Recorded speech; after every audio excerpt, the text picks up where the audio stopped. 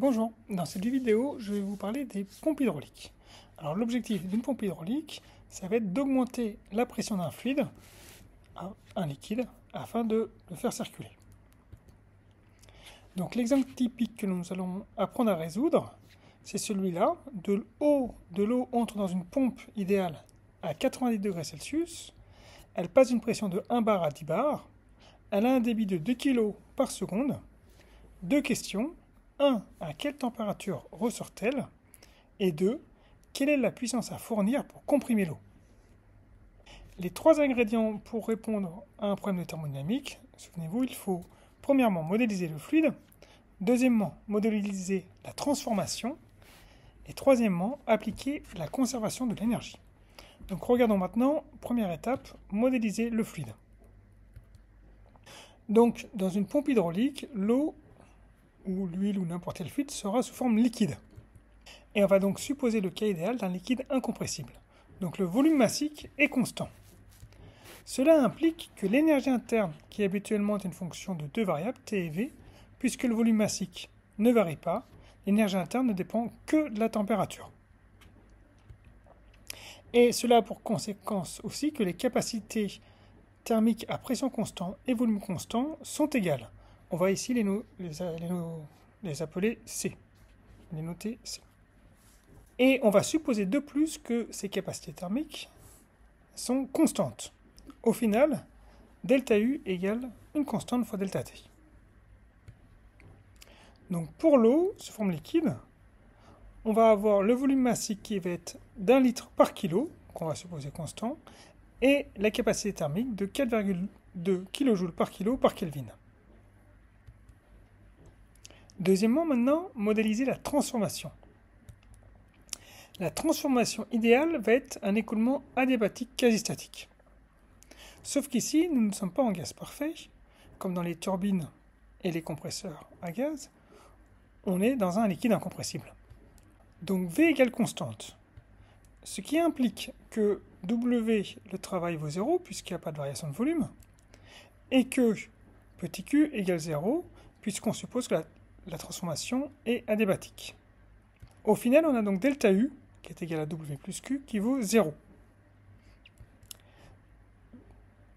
Or, l'énergie interne ne dépend que de la température, puisque c'est incompressible, donc la température est constante.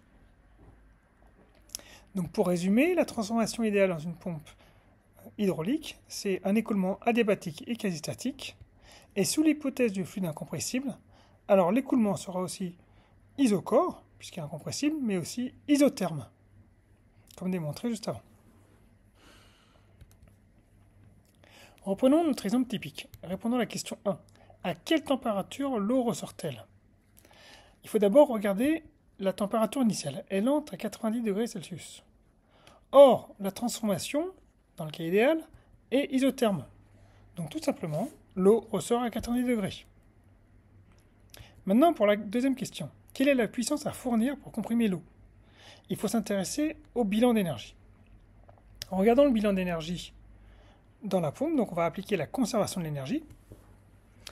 Et ici, les hypothèses sont les mêmes que dans une turbine et un compresseur. Circulation rapide du fluide, donc écoulement adiabatique, c'est ce qu'on a vu. Les variations d'énergie potentielle sont négligeables. Et les variations d'énergie cinétique sont elles aussi négligeables. Donc, il nous reste dans notre bilan d'énergie totale, delta H égale WU pour les pompes hydrauliques. C'est le même bilan d'énergie que pour les compresseurs et les turbines. Or, cette variation d'entropie ne s'exprime pas de la même manière que pour un gaz parfait, puisqu'ici c'est un liquide. On a delta H égale delta E plus PV, par définition l'enthalpie. Si on sépare, on a donc delta U plus delta PV.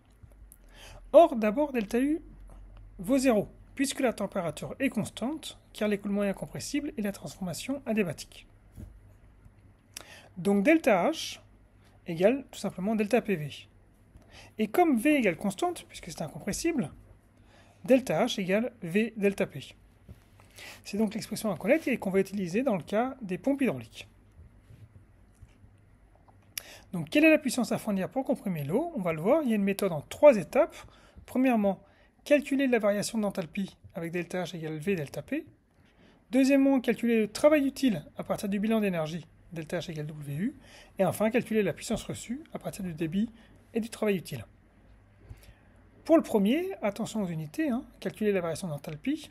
On regarde la pression d'entrée et la pression de sortie, le volume massique, et on a du ΔH. Ce que je vous conseille, c'est de passer tout en unité SI. Donc pression d'entrée, c'était 1 bar, donc 10 puissance 5 pascal.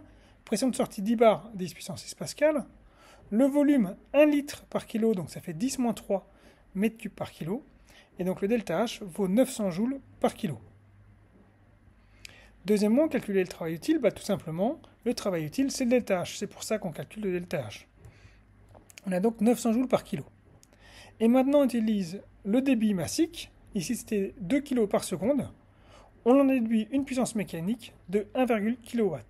Celle-ci est positive puisque l'eau reçoit de l'énergie mécanique. Donc à la question quelle est la puissance à fournir pour comprimer l'eau, on peut répondre 1,8 kW. Et voilà, je vous remercie pour votre attention.